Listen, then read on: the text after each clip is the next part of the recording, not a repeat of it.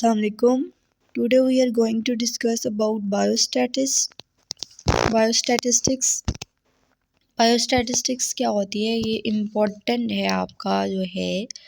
इसमें से I think 2 जो है वो यूक्यूज़ आते हैं आपके प्रॉफ में, या 1 आता है, ठीक है। अब इसमें क्या होता है कि बायोस्टैटिस्टिक्स होता क्या है। सबसे पहले तो हम ये देखेंगे क्या होता है कि इसमें जो है हम डाटा होता है हमारे पास, और उसमें हम जो है वो स्टैटिस्टिक्स अप्लाई करते हैं, ठीक है। इसको जब हम थोड़ी डिटेल में डिस्कस करेंगे ना, तब आपको इसकी समझ आएगी। इसमें क्या होता है, स्टैटिस्टिक्स में हम क्या लेते हैं, हम सैंपल लेते हैं हमेशा किसी। अब देखिए पॉपुलेशन, एक तो अगर हम पॉपुलेशन को स्टडी करें ना, एक तो उसमें ये होता है कि जो पॉपुलेशन एक उसका लार्ज बहुत ज़्यादा साइज़ होता है, ठीक है।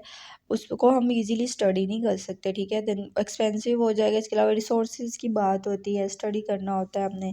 तो इसके लिए फिर हम सैंपल लेते हैं कि मतलब थोड़ा से लोग ले लेते हैं, फिर हम उस सैंपल की जो भी स्टडी वगैरह होती है उसको फिर हम अप्लाई करते हैं उस पॉपुलेशन पे। जो हमारे हम उन्हीं रिजल्ट्स को देख रहे होते हैं, जो सैंपल के रिजल्ट होते हैं उन्हीं को हम इम्प्लीमेंट करते हैं पॉपुलेशन में।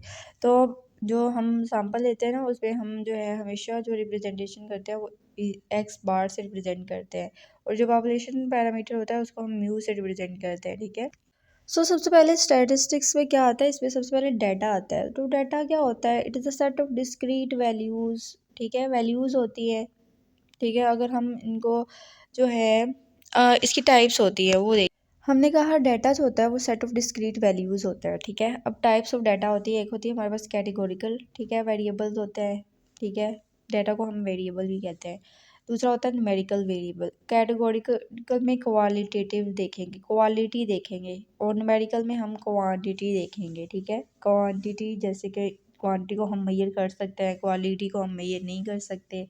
कैटेगरी में हम क्या देखते हैं, सेक्स जैसे कि मेल है, फीमेल है, एथनिसिटी देखते हैं, ब्लड टाइप देखते हैं, ओ ब्लड ग्रुप है, बी है, ए है। न्यूमेरिकल में क्वांटिटी को मेजर करते हैं, जैसे कि एज को हम देखते हैं ना, नंबर्स में होती है ना, क्वांटिटी न्यूमेरिकल है ना। वेट भी मेजर करते हैं। पैरिटी हम देखते हैं, 1 है, 2 है, 3 है। ट्राइग्लिसराइड्स के लेवल्स हम देखते हैं, ठीक है, मेजरमेंट है। इसी तरह हम ट्यूमर साइज़ देखते हैं कि वो कितने जो है मिलीमीटर है या सेंटीमीटर है। This are all measurements. This is numerical variable. Next जो ये वेरिएबल्स होते हैं इनको हम फर्दर डिवाइड करते हैं। ये जो हमारे पास कैटेगोरिकल और न्यूमेरिकल वेरिएबल हमने देखे, उनको फर्दर डिवाइड करते हैं हम। तो जो कैटेगोरिकल होते हैं, हमने कहा वो क्वालिटेटिव होता है, इसमें हम क्वालिटी को देखते हैं। इसको फर्दर हम नॉमिनल में करते हैं और ऑर्डिनल में करते हैं, ठीक है। ऑर्डिनल अपने नाम से बता रहा है कि इसमें एक ऑर्डर फॉलो हो रहा होगा, ठीक है। जैसे कि अगर हम बात करें कि जो है एग्री, हम कहते हैं ना agree, then disagree, then dis, इसमें कैटेगरी एक आ जाती है, ठीक है। जैसे कि upper class, then middle class, then lower class, category आ रही है ना। ऑर्डर फॉलो हो रहा है, ठीक है। This is ordinal. नॉमिनल में क्या होता है, नॉमिनल वो होते हैं जिनका आंसर येस या नो हो, ठीक है, येस या नो।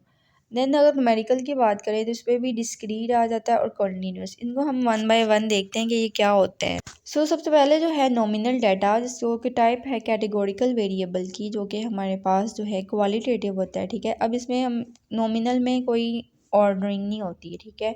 इसका आंसर येस या नो में हो सकता है। इसका आंसर जेंडर हो सकता है, जैसे जेंडर फॉर एग्जांपल मेल हो सकता है या फीमेल हो सकता है, जिसमें 2 ही ऑप्शन हो, ठीक है। जिसमें रिलीजन है, येस या नो आंसर हो सकता है, ठीक है। दिस इज नॉमिनल डाटा, जिसमें कोई ऑर्डर फॉलो नहीं हो रहा, बल्कि ऑर्डिनल है जिसमें एक ऑर्डर फॉलो हो रहा होगा, जिसमें हम चीज़ों को रैंक करते हैं। जैसे कि अगर कैंसर स्टेज देखिए, हम कहते हैं कि कैंसर का स्टेज फर्स्ट स्टेज पे है, सेकंड पे है, थर्ड पे है, फोर्थ पे है, ठीक है। ये रैंक हो रहा है, ये उसको कैटेगराइज कर रहे हैं, हम ऑर्डर फॉलो कर रहे हैं। इसी तरह एजुकेशन देखें, high grade, high school, college, similarly, strongly, disagree, neutral, agree, ठीक है। इसमें एक ऑर्डर फॉलो हो रहा है। This is ordinal type of categorical variable. Numerical जो वेरिएबल्स थे उनकी हमने देखा था कि डिस्क्रीट टाइप्स होती हैं और कॉन्टिन्यूस टाइप होती हैं। जो डिस्क्रीट टाइप होती है ना, वो ये होती है कि इट इज़ कुछ भी, मतलब नंबर्स हैं, लेकिन वो नंबर जो हैं वो can not take on all values within the limits of the variable, ठीक है। जैसे रैंडम नंबर्स होते हैं, रैंडम नंबर ऑफ डेथ्स किसी की इतनी हो गई हैं, नंबर ऑफ एब्नॉर्मल सेल्स इतने हैं, ठीक है, मतलब वो सारी वैल्यूज़ नहीं आ सकती उसमें। लेकिन जो हमारे पास कॉन्टिन्यूस वेरिएबल होता है ना, उसमें मोस्टली मेजरमेंट्स आती है जो हम मेजर करते हैं, ठीक है। जैसे कि हम एज मेजर करते हैं, वेट मेजर करते हैं, एज देखते हैं, बीएमआई मेजर करते हैं, कोलेस्ट्रॉल मेजर करते हैं, ग्लूकोज, ठीक है, measurement. So it is usually measurement, उससे आप याद रखते हैं। टेम्परेचर हम देखते हैं, वो केल्विन में होता है, सेंटीग्रेड में होता है, फ़ारेनहाइट में होता है। So these are the types of variable. Next क्या है कि हमारे पास डाटा है, हमारे पास सेट ऑफ वैल्यूज़ हैं, अब हमने उनको रिप्रेजेंट करना है, ठीक है। बायोस्टैटिस्टिक्स में यही करते हैं ना, हम डाटा को प्रेजेंट करते हैं, तो हम उनको किस किस तरह रिप्रेजेंट कर सकते हैं। उनको हम टेबल फॉर्म में टेबुलेशन कर सकते हैं, उनको हम चार्ट्स एंड डायग्राम्स की फॉर्म में रिप्रेजेंट कर सकते हैं, उनको हम स्टैटिस्टिकल मैप्स में, स्टैटिस्टिकल एवरेजेस में, measures of dispersion, normal distribution में, test of significance, chi-square test, correlation और रिग्रेशन, ठीक है। ये सारी फॉर्म्स हैं उस डाटा को रिप्रेजेंट करने की। इसमें जो इम्पोर्टेंट है वो आपका मेजर ऑफ डिस्पर्जन है, ठीक है, नॉर्मल डिस्ट्रीब्यूशन है, टेस्ट ऑफ सिग्निफिकेंस है, chi-square टेस्ट है। तो this is the basic of biostatistics.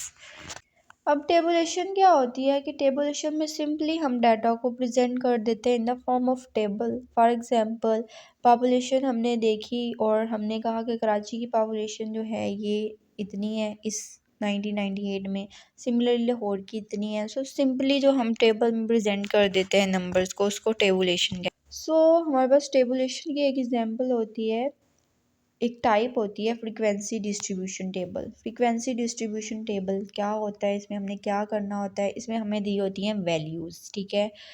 Values हमें काफ़ी सारी दी होती है, उनको पहले तो हमने अरेंज करना होता है, ठीक है। असेंडिंग ऑर्डर में कर लें या डिसेंडिंग ऑर्डर में, मोस्टली हम जो है वो असेंडिंग ऑर्डर में करते हैं, ठीक है। उसको असेंडिंग ऑर्डर में अरेंज करने के बाद हम क्या देखते हैं कि जो हमें वैल्यूज़ दी हुई हैं उसमें लोएस्ट वैल्यू जो है वो कौन सी है और उसमें जो है वो हाईएस्ट वैल्यू कौन सी है, ठीक है। लोएस्ट भी देखते हैं और दूसरे नंबर पे हम हाईएस्ट वैल्यू देखते हैं और उन दोनों का डिफरेंस, लोएस्ट का हाईएस्ट से डिफरेंस जो है वो निकाल लेते हैं। इसकी मैं आपको एग्जांपल भी बताऊंगी, फिर आपको अच्छे से समझ आएगी, ठीक है। हमने लोएस्ट और हाईएस्ट वैल्यू को देख लिया, अब उनको हमने माइनस कर देना है, ठीक है। वो हमारे पास क्या आएगी, रेंज, ठीक है, रेंज आ गई हमारे पास। अब हमने क्या करना है कि हमने कितनी क्लासेस बतानी है, जो हमें डाटा दिया हुआ है उसकी हमने कितनी क्लासेस बनानी है। नॉर्मली क्या होता है कि हमारे पास 6 to 14 क्लासेस होती हैं, आपने कहना है कि मैंने 5 क्लासेस जो है वो बनानी है, 5 से 15 भी हो सकती हैं, 6 से 14। मैंने 5 क्लासेस बनानी है, मैंने 6 क्लासेस बनानी है, मैंने 7, कोई भी नंबर, ठीक है। अच्छा आपने सोच लिया मैंने इतनी क्लासेस बनानी है, रेंज आपकी आ गई थी, आपने रेंज को क्या करना है, डिवाइड कर देना है जितनी आपने क्लासेस सोची हुई हैं। फॉर एग्जांपल अगर आपने 5 का, मैंने 5 क्लासेस बनानी है, तो वो उसका क्या होगा, क्लास इंटरवल, ठीक है, वो उसका क्लास इंटरवल आ जाएगा। अब हमने वो क्लासेस बनानी है, ठीक है। हमने कहा था कि मैंने 5 क्लासेस बनानी है, तो मैंने फिर वो 5 क्लासेस में बनाऊंगी और देन मैं टेबल बनाऊंगी जिसमें रोज़ होंगी, कॉलम होंगे, ठीक है, और मैं उनको लेबल करूंगी। देन मैंने जो है वो 5 बार जो है वो गेट बनाना होता है, ठीक है। 5 बार गेट में हम 5 इस तरह बार, 4 बार और ये 5 बार गेट इस तरह बनाते हैं, ठीक है। और देन हम जो है वो टैलीज़ और फ्रीक्वेंसीज निकालते हैं। इसकी मैं आपको एग्जांपल देती हूँ, फिर आपको अच्छे से समझ आएगी इसकी। सो ये देखिए, ये हमें एक डाटा दिया हुआ है, ठीक है। उसने क्या करना है कि इसको फ्रीक्वेंसी डिस्ट्रीब्यूशन टेबल में अरेंज करें, ठीक है। अब हमने क्या करना है, देखिए रैंडम नंबर्स दिए हुए हैं हमें, हमने इनको करना है अरेंज। अब हमने इसको कर लेना है असेंडिंग ऑर्डर में, सबसे पहले छोटी वैल्यू लिखेंगे, फिर इस तरह जाते जाएंगे जाते जाएंगे जाते जाएंगे और ये वैल्यूज़ हमने पूरी कर लेनी है, ठीक है। सबसे पहला काम क्या, अरेंज किया। सो ये देखिए हमने इसको असेंडिंग ऑर्डर में अरेंज कर दिया ये डाटा को सारे को, ठीक है। देन मैंने दूसरे स्टेप में क्या करना है कि मैंने रेंज निकालनी है। रेंज मैंने कहा था कैसे निकालनी है, आपने लोएस्ट वैल्यू इसमें कौन सी है, 17, ठीक है। 17 से आपने क्या माइनस करना है, हाईएस्ट वैल्यू 25, ठीक है। तो मैंने ये माइनस किया तो मेरे पास क्या आ गया आंसर, मेरे पास आंसर आ गया 8 आ गई मेरे पास रेंज। अब मैंने सोच लिया कि मैंने इसकी इस डाटा की कितनी क्लासेस बनानी है। ठीक है, कि पहले तीन तीन तो बल्कि बनाते ही थी ना, 5 से 15 होती हैं या 6 से 16 होती हैं ना। तो मैंने कहा कि मैंने इसकी जो क्लासेस हैं वो 6 बनानी है फॉर एग्जांपल, या 5 बनानी है, 3 तो हम बना ही नहीं सकते ना। तो 5 या 6 बना दिया मैंने। फिर मैं क्या करूँगी कि जो मेरे पास रेंज आई है ना उसको हम नंबर ऑफ़ क्लासेस से डिवाइड करेंगे। फॉर एग्जांपल मैंने कहा था मैंने 5 बनानी। अब जो आंसर आया है ना वो हमारे पास क्या होगा, वो क्लास इंटरवल होगा। ठीक है, मोस्टली जो है ये हमें जो है वो राउंड जो है नंबर में नज़र आता है। ठीक है, पॉइंट्स में नहीं आता हमारे पास। फॉर एग्जांपल ये मेरे पास 3 आ गया, ये तो मैंने आपको एग्जांपल दिए ना 8/5। मेरे पास 3 आ गया है क्लास इंटरवल। ठीक है, अब मैंने क्या करना है, मेरे पास क्लास इंटरवल आ गया, मैंने अब जो है वो 3 के डिफरेंस से क्लासेस बनानी है। मैं क्या करूँगी, मैं पहली क्लास जो बनाऊँगी वो क्या होगी, वो 17 से क्या होगी, 17 को मैंने काउंट करना है, 17 18 19, 17 to 19 होगी पहली क्लास। ठीक है, नेक्स्ट क्लास क्या होगी, 20 to 22। सो 3 का मैं ले रही हूँ ना क्लास इंटरवल, 23 to 25। ठीक है, बन गई मेरी। ठीक है, ये वाली मेरी बन गई। अब मैंने आगे क्या करना है, मैंने देखना है कि 17 to 19 कितनी दफ़ा रिपीट हो रहा है। देखिए 1 2 3 4 5 6 7 8 9 10 11। तो ये इसकी 11 इसकी फ्रीक्वेंसी होगी। ठीक है, अब इस 11 को मैं टैली में कैसे प्रेजेंट करूँगी, 11 देखें 1 2 3 4 5, एक बार गेट बन गया, 1 2 3 4 5 दूसरा बार गेट बन गया। ठीक है, ये 10 होगी और दिस इज़ 11, तो ये 11 फ्रीक्वेंसी पूरी होगी। इसी तरह मैंने जो सेकंड की काउंट कर लेनी, इसी तरह मैंने थर्ड की काउंट कर लेनी है। ठीक है, इस तरह मैंने ये टेबल बना देना है। ठीक है, यूँ ये टैली होगी हमारे पास, टैली, और ये फ्रीक्वेंसी होगी। ठीक है, ये क्लास जो है वो ग्रुप होगा। ठीक है, सो इस तरह आपने ये जो है वो बनाना होता है टेबल। ठीक है, आपको समझ आ गई होगी अब। सो इसमें देखें आप, क्लासेस दी हुई हैं उसने और उनकी टैली आगे है। ठीक है, उनकी फ्रीक्वेंसी कितनी दफ़ा रिपीट हुई हैं, और क्यूमुलेटिव फ्रीक्वेंसी क्या होती है कि पहले की 11 आई है ना, तो दूसरी की 10 आई है, इसको हमने प्लस कर देना, 21 आ जाएगी। इसकी क्यूमुलेटिव फ्रीक्वेंसी हम 21 में 4 प्लस करेंगे तो 25 आ जाएगी क्यूमुलेटिव फ्रीक्वेंसी। तो इस तरह ये टेबल बनाते हैं। नेक्स्ट हम नेक्स्ट पार्ट से इंशाल्लाह स्टार्ट करते हैं।